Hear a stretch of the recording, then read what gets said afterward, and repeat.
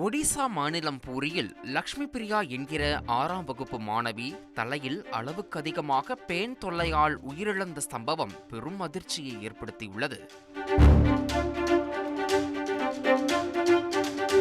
இந்த சிறுமிக்கு பல மாதங்களாக தலையில் பேன் தொல்லை இருந்து வந்ததாக கூறப்படுகிறது. தலையில் அரிப்பு ஏற்பட்டு காயங்களும் இருந்திருக்கின்றன. இந்நிலையில் அச்சிறுமியின் தாயார் சிறுமிக்கு மொட்டையடிக்கலாம் என அறிவுறுத்தியுள்ளார். ஆனால் அதற்கு அந்த சிறுமி மறுப்பு தெரிவித்துள்ளார். இந்நிலையில் அச்சிறுமி இரத்த வாந்தி எடுத்திருக்கிறார். உடனே மருத்துவமனையில் அனுமதிக்கப்பட்ட அந்த சிறுமிக்கு தீவிர சிகிச்சை அளித்த போதும் அவர் சிகிச்சை பலனின்றி உயிரிழந்திருக்கிறார். இந்நிலையில் சிறுமி லக்ஷ்மி பேன் தொல்லைக்கு எடுத்துக்கொண்ட மருந்துகளோ அல்லது தலையில் அரிப்பால் ஏற்பட்ட காயங்களால் ஏற்பட்ட நோய் தொற்றோ இறப்புக்கு காரணமாக இருக்கலாம் என மாவட்ட மருத்துவ அதிகாரி தகவல் தெரிவித்துள்ளார்.